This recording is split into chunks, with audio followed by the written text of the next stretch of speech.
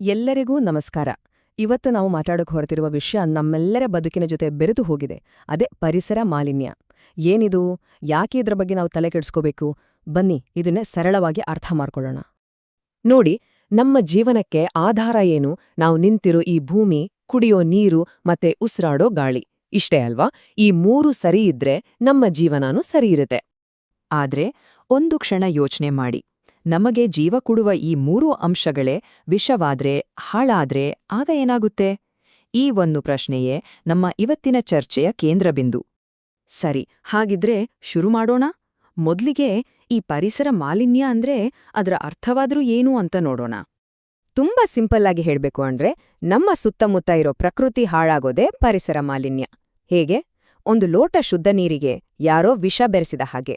ನಮ್ಮ ಭೂಮಿ, ನೀರು, ಗಾಳಿಗೆ ಬೇಡವಾದ ಹಾನಿಕಾರಕ ವಸ್ತುಗಳು ಸೇರಿದಾಗ ಅದರ ಎಫೆಕ್ಟ್ ಮನುಷ್ಯರ ಮೇಲೆ ಮಾತ್ರ ಅಲ್ಲ, ಪ್ರತಿಯೊಂದು ಜೀವಿ ಮೇಲೂ ಆಗತ್ತೆ.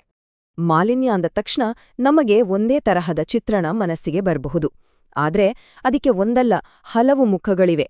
ಪ್ರಮುಖವಾಗಿ ಹೇಳೋದಾದ್ರೆ 4 ವಿಧದ ಮಾಲಿನ್ಯ ನಮ್ಮನ್ನ ಕಾಡುತ್ತಿದೆ. ಇಲ್ಲಿ ನೋಡಿ, ಮೊದಲನೇದು ವಾಯು ಮಾಲಿನ್ಯ, ಅಂದ್ರೆ ಗಾಳಿ ಹಾಳಾಗೋದು. ಗಾಳಿಗಳಿಂದ, ಫ್ಯಾಕ್ಟರಿಗಳಿಂದ ಬರೋ ಹೊಗೆಯೇ ಇದಕ್ಕೆ ಮುಖ್ಯ ಕಾರಣ. ಎರಡನೇದು ಜಲಮಾಲಿನ್ಯ. ಕಾರ್ಖಾನೆಗಳಿಂದ ಬರೋ ಕೆಮಿಕಲ್ ನೀರು ನೇರವಾಗಿ ನದಿ, ಕೆರೆಗಳಿಗೆ ಸೇರ್ತಲ್ಲ, ಅದರಿಂದ ನೀರು ಕಲುಷಿತಗೊಳ್ಳುತ್ತೆ. ಮೂರನೇದು ಮಣ್ಣಿನ ಮಾಲಿನ್ಯ. ನಾವು ಬಳಸೋ ರಾಸಾಯನಿಕ ಗೊಬ್ಬರ, ಎಲ್ಲೆಂದೆಲ್ಲಿ ಬಿಸಾಕೋ ಪ್ಲಾಸ್ಟಿಕ್, ಇದರಿಂದ ಭೂಮಿಯ ಶಕ್ತಿನೇ ಕಡಿಮೆ ಆಗತ್ತೆ. ಕೊನೆದಾಗಿ ಶಬ್ದ ಮಾಲಿನ್ಯ. ದಿನಾವಿಡೀ ಕೇಳೋ ಗಾಡಿಗಳ ಸದ್ದು, ಮೆಷಿನ್ಗಳ ಶಬ್ದ, ಇದೆಲ್ಲ ನಮ್ಮ ಮಾನಸಿಕ ನೆಮ್ಮದಿಯನ್ನೇ ಹಾಳ್ಮಾಡತ್ತೆ ಅಲ್ವಾ? ಓಕೆ, ಈ 4 ತರದ ಮಾಲಿನ್ಯ ಇದೆ ಅಂತ ಗೊತ್ತಾಯ್ತು. ಆದ್ರೆ ಇದಕ್ಕೆಲ್ಲ ಕಾರಣ ಏನು? ಇದರ ಮೂಲ ಎಲ್ಲಿದೆ? ಆ ಪ್ರಶ್ನೆಗೆ ಉತ್ತರ ಹುಡ್ಕೋಣ ಬನ್ನಿ. ನೋಡಿ, ಈ ಎಲ್ಲಾ ಸಮಸ್ಯೆಗಳ ಹಿಂದೆ ಇರೋದು ಪ್ರಮುಖವಾಗಿ 4 ಕಾರಣಗಳು. 1. ಕೈಗಾರಿಕೀಕರಣ, ಅಂದ್ರೆ ದೊಡ್ಡ ದೊಡ್ಡ ಫ್ಯಾಕ್ಟರಿಗಳು. ಎರಡನೇದು ಜನಸಂಖ್ಯೆ ಏರಿಕೆ. ಜನ ಜಾಸ್ತಿಯಾದ ಹಾಗೆ ಅವರ ಅಗತ್ಯತೆಗಳೂ ಜಾಸ್ತಿಯಾಗತ್ತೆ. ಮೂರನೇದು ಅರಣ್ಯನಾಶ. ಅಭಿವೃದ್ಧಿ ಹೆಸರಲ್ಲಿ ನಾವು ಕಾಡುಗಳನ್ನೇ ನಾಶ ಮಾಡ್ತಿದ್ದೀವಿ. ಮತ್ತು 4ನೇದು ಪ್ಲಾಸ್ಟಿಕ್ ಬಳಕೆ.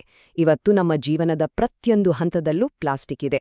ಸೊ ಈ 4 ಸೇರಿ ನಮ್ಮ ಪರಿಸರಕ್ಕೆ ದೊಡ್ಡ ಹೊಡೆತ ಕೊಡ್ತಿದೆ.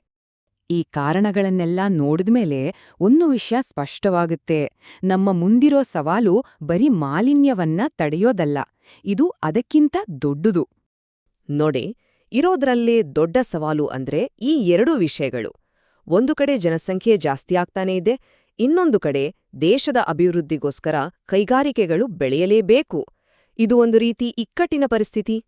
ಹಾಗಿದ್ರೆ ಪ್ರಶ್ನೆ ಇರೋದು ಇಷ್ಟೇ: ಈ ಬೆಳವಣಿಗೆಯ ಓಟದಲ್ಲಿ ನಮ್ಮ ಪರಿಸರವನ್ನ ಬಲಿ ಕೊಟ್ಟು ಮುಂದೆ ಹೋಗ್ಬೇಕಾ, ಅಥವಾ ಅಭಿವೃದ್ಧಿ ಮತ್ತೆ ಪ್ರಕೃತಿ ಇವೆರಡರ ನಡುವೆ ಒಂದು ಬ್ಯಾಲೆನ್ಸ್, ಒಂದು ಸಮತೋಲನವನ್ನ ಕಂಡುಕೊಳ್ಳಕ್ಕೆ ಸಾಧ್ಯ ಇದೆಯಾ?